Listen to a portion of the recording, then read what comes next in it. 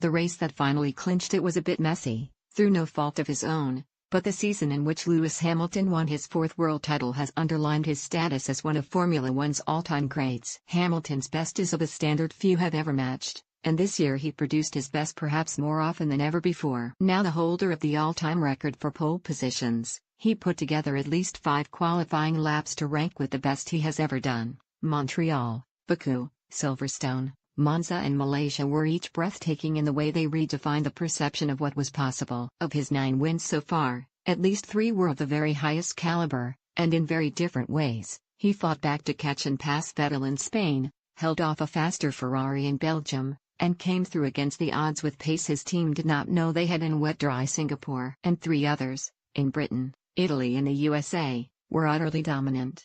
For much of the year, Hamilton was fighting a rival, Ferrari's Sebastian Vettel, whose car was probably better than his Mercedes as an overall package and certainly less temperamental. And yet he has won more than twice as many races as the German and nearly 3 times as many pole positions.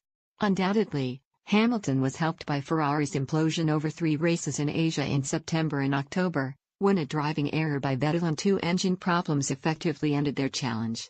But over the season Hamilton was calmer, more impressive, more consistent, more reliable and raced better. He deserves it, a downcast Vettel said on Sunday evening in Mexico. He had a very, very strong season. 2 races to go he clinches the championship. In a straight fight, he was the better man. So, congratulations. Hamilton's season has been a triumph in ways beyond simply the pure racing. He has also set new standards for the sport statistically, and for himself as a professional. Hamilton already holds the all-time record for pole positions, broken at this year's Italian Grand Prix. At 72 and counting, who knows where he might leave that by the end of his career.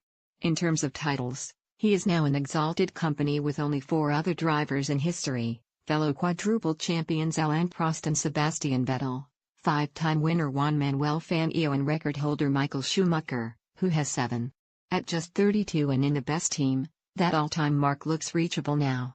Schumacher's win record of 91 Grands Prix appeared insurmountable for a time, but even that is now looking vulnerable to a man who already has 62, and who has won 40 in the last 4 years. Hamilton's 4th title makes him unquestionably the greatest British racing driver ever in statistical terms, even if strictly speaking he was already that, given he was equal with Sir Jackie Stewart on 3 titles and had at least twice as many wins as anyone else. Hamilton says he carries the flag with pride, and that he is honored to be in this position. But this achievement has a meaning that goes beyond patriotism. Stewart, Jim Clark, Sterling Moss, some of the men he has now surpassed in career numbers, and to whom he is being compared, are among those regarded to be the very greatest the sport has ever produced. Which says a lot about Hamilton. Statistics are not the only thing to define greatness in an F1 driver, they are just part of the equation, something to be taken into account but considered alongside a whole raft of other factors. That is why some still regard the stylish and low-key Clark, a 2-time champion in the 1960s with 25 wins from 72 Grands Prix, as the greatest of all time. For others it is Fangio, 24 wins from 51 races, 5 titles in 7 years, all won over the age of 40. Or Ayrton Senna, 3 championships, 41 wins in 161 races and a legend as a global icon even before his death at 34. Or Schumacher. Or even Moss, who never won a title but bestrode the arrow between Fangio and Clark.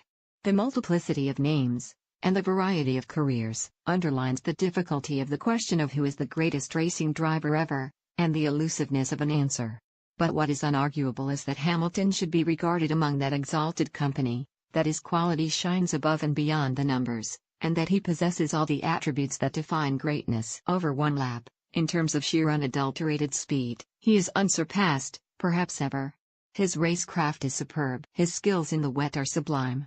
His adaptability means he can perform in any car in any conditions. As a racing driver out on track, there are no apparent weaknesses. Of course Hamilton has flaws, like any other human being.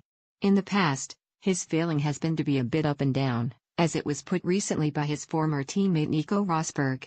In the past, the suspicion is that inconsistency was caused by psychological factors, which Rosberg ruthlessly exploited to hammer home the advantage that better reliability gave him in their final battle last year. This year, the variability in his form has had a different root, the behavior of his car.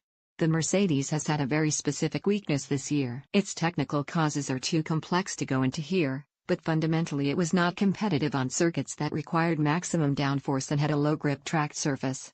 For the first half of the season, Hamilton struggled on these types of circuits, and was outqualified and outscored by new teammate Valtteri Bottas in Russia, Monaco, Austria, and Hungary.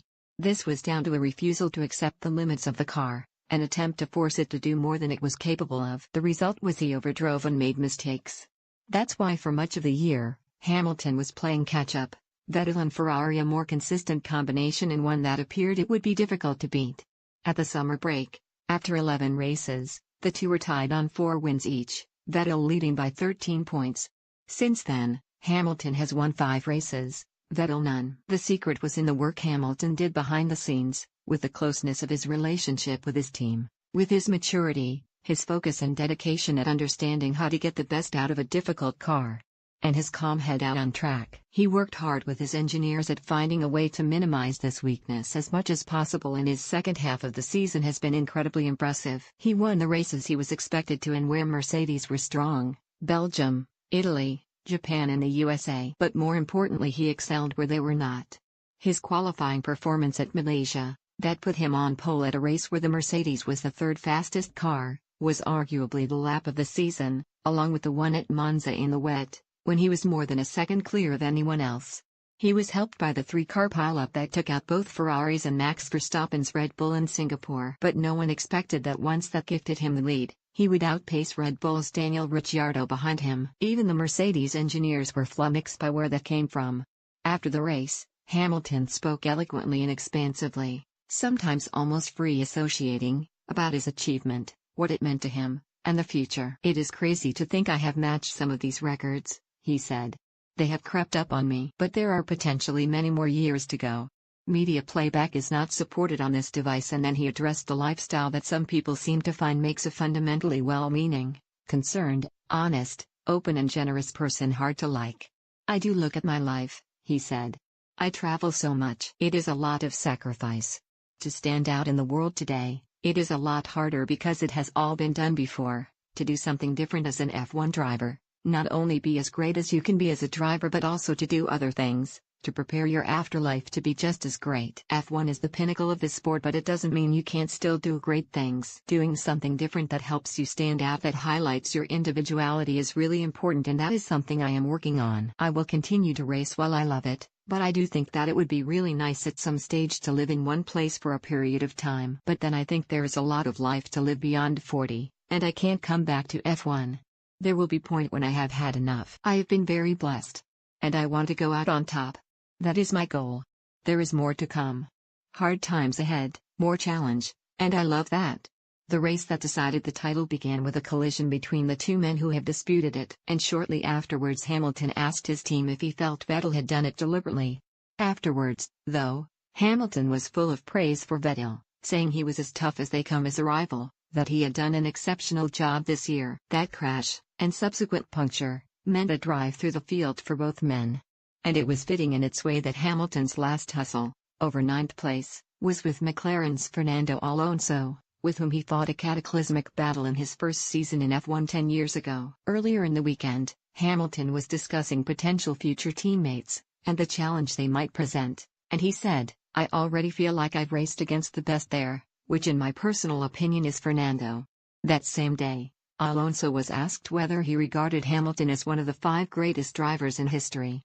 "Yes," the Spaniard replied. "In F1, every single season he has been very competitive, apart from 1 or 2 with Jenson Button, when he had some issues. He was able to win with a dominant car, with a good car like 2010 or 2012, or with bad cars like 2009 and 2011. Not all the champions can say that."